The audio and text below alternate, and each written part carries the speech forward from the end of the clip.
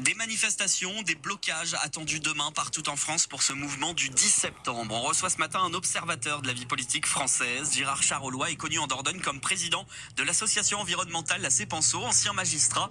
Et il vient de publier une vidéo titrée « Indignez-vous ». Il est votre invité ce matin, Louis de Bergevin. Bonjour Gérard Charolois. Bonjour.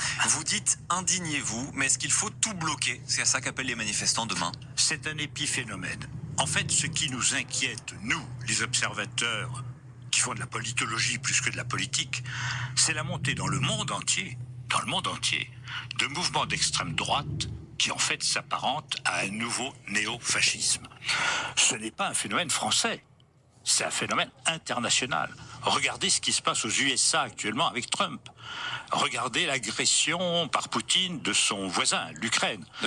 Regardez ce qui se passe en Israël, où il y a un génocide. Mais vous dites indignez-vous, c'est le titre de votre vidéo. Oui. Quand les citoyens manifestent, se mobilisent comme ce qui est prévu demain, ça va pas dans le bon sens? Ça va dans le bon sens, mais je dis c'est un épiphénomène, parce que Pourquoi? ce n'est pas ça qui empêchera malheureusement les périls qui montent actuellement partout. Alors c'est y quoi, compris chez nous. quoi il faut Imaginons, faire quoi? Vous appelez à quoi imaginons concrètement?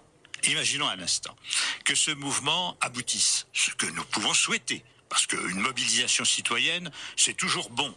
C'est toujours bon que les citoyens soient des citoyens, soient vivants, soient résistants, et un esprit actif et militant dans tous les sens, dans les associations, les syndicats, les partis, ce qu'ils souhaitent. C'est la démocratie. C'est donc un bon signe. Mais imaginons que ce mouvement aboutisse, que le président dissolve l'Assemblée nationale. Que se passera-t-il? Nous le savons, les politologues le savent. Chaque parti, évidemment, va annoncer qu'il va gagner. Mais on sait qu'il va gagner. On le sait, malheureusement.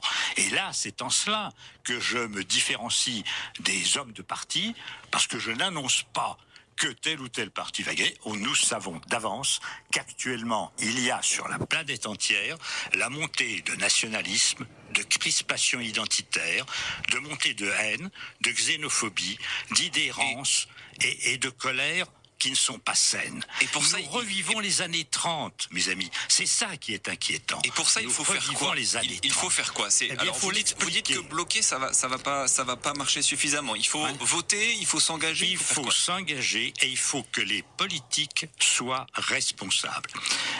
Un éminent universitaire que je cite d'ailleurs, qui s'appelle Johan Chapoutot, qui est professeur d'histoire à la Sorbonne, qui est professeur d'histoire du XXe siècle, a écrit un petit bouquin qui s'appelle « Les irresponsables qui ont amené Hitler au pouvoir ». Et il fait un parallèle absolu entre ce qui se passe actuellement chez nous et ce qui se passait dans la République de Weimar en 1932. C'est inquiétant.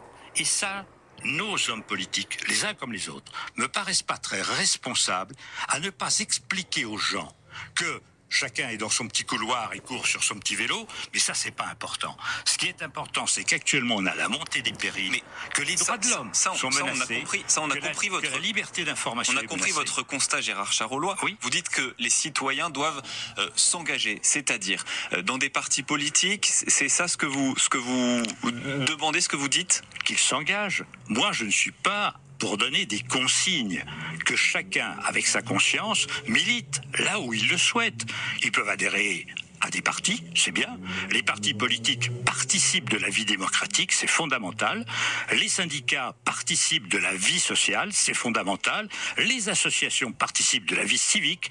Chacun doit s'engager effectivement, mais les hommes politiques doivent faire preuve de ce qu'ils n'ont pas fait preuve en 1938 et de ce qu'ils ne font pas preuve aujourd'hui, c'est-à-dire d'explication et de pédagogie. Il faut expliquer que les droits de l'homme sont menacés. Il faut expliquer qu'il y a des forces.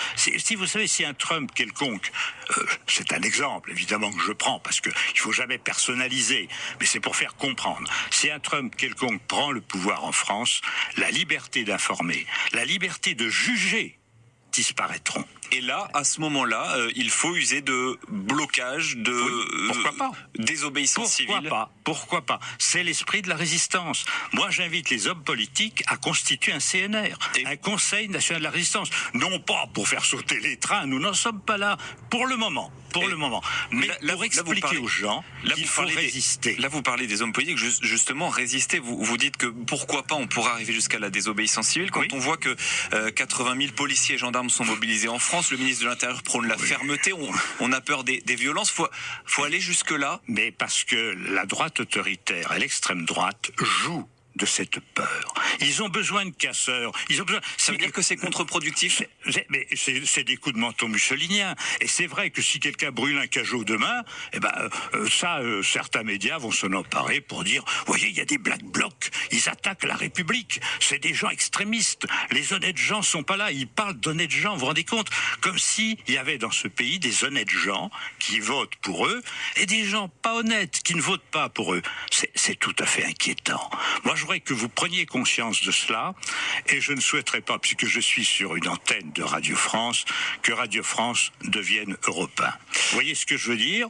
Tant pis pour la concurrence, parce que une radio doit être pluraliste, l'information doit être libre, elle doit être plurielle et ne doit pas devenir de la propagande. Mais ce qui se passe en France, vous voyez, c'est ce qui s'est passé en 1932 en Allemagne. Ce qui s'est passé, c'est que des manias de l'industrie à l'époque achetaient les journaux, achetaient les actualités cinématographiques, parce qu'à l'époque c'était pas des radios, on achetait des actualités pour diffuser des idées ultra-réactionnaires, qui sont les mêmes que des milliardaires, certains d'entre eux, que je ne vais pas nommer, achètent aujourd'hui des médias pour faire non pas de l'info, mais de la propagande. Et c'est pour ça que vous dites ce matin, donc, engagez-vous, indignez-vous, c'est ce que vous dites, Gérard Charollois. Intellectuellement, résister. Merci beaucoup. Donc, vous êtes président de l'association environnementale, la CEPANSO. Vous êtes aussi ancien magistrat. Merci d'être venu. Merci de m'avoir invité et bon courage. Bonne journée. Et vous retrouvez cette interview sur le site internet ici.fr et sur notre application avec toute l'actu près de chez vous.